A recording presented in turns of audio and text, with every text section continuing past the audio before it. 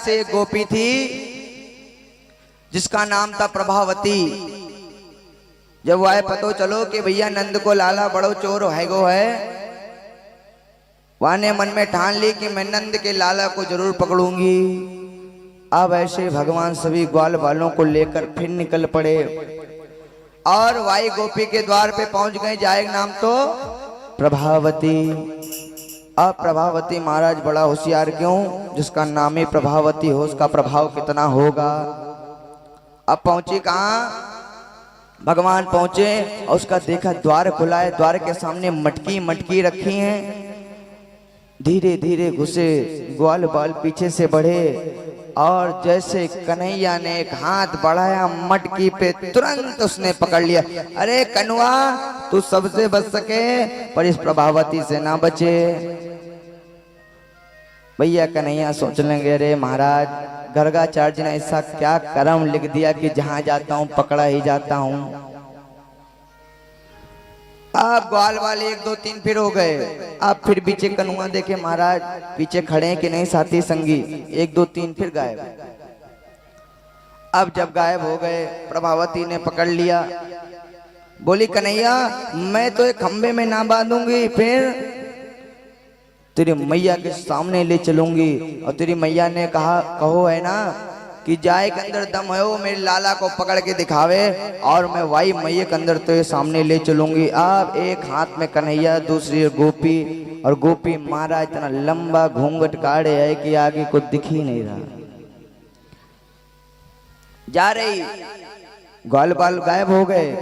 आप कन्हैया सोचे भैया अगर ये गोपी मैया को पकड़ा दी तो इतनी पिटाई लगेगी कि महाराज जो मेरा सफेद रंग है लाल है जाएगो।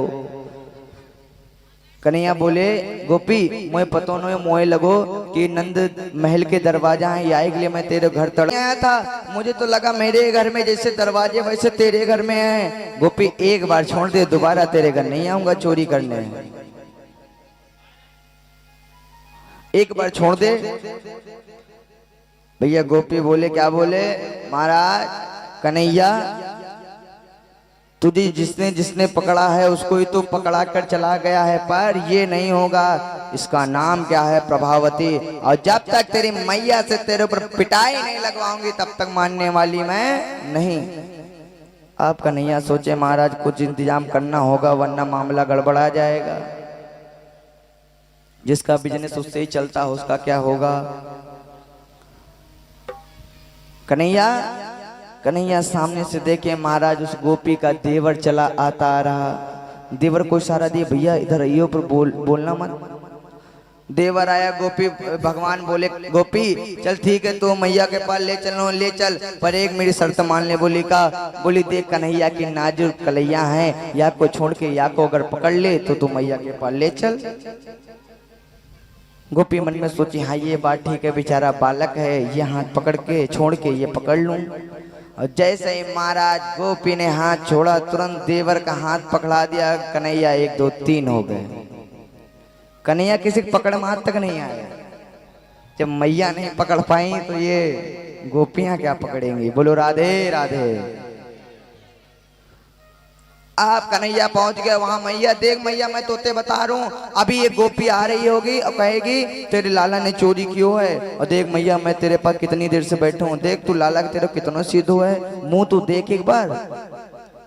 मैया बोले लाला तू काहे को चिंता कर रहा है, मैं हूं ना, तू चिंता मत कर। आप गोपी आई तो अरे यशोदा घर से बाहर निकल।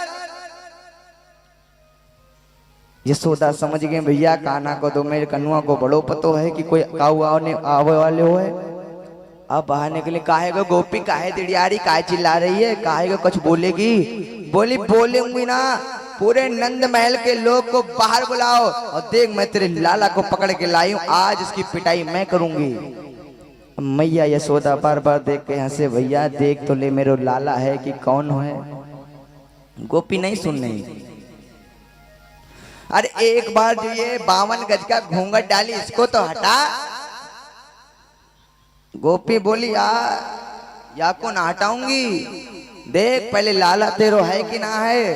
अरे बोली वही तो बोल नहीं तो हटा तो एक बार।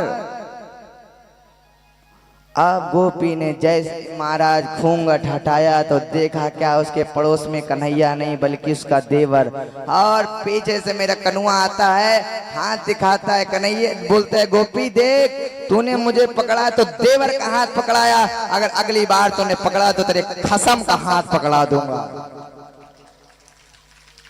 जब ये महाराज आप देवर गोपी आपस में ये इनको दे वो उनको, तू कहाँ थे आगो, अरे ब्रज मारो कहाँ थे आगे हो, बोली तूने तो मोए पकड़ो है, मैं तो जा रहा हूँ तो कनुआ ने मोए बुलाओ, अब मोए का पतो तू काहे के लिए कनुआ को आके घर ले जा रही है। महाराज गोपी के मन में जितना था कन्हैया की मार पड़ाऊंगा, आप देवर उसका ही देने लगा, ले दनादन ले दन। भैया कन्हैया को कहो ने पकड़ पायो है बताओ, कन्हैया को वही पकड़ सकता है कौन, कन्हैया को आप सोचे हाथों से पकड़ लो कभी नहीं आए।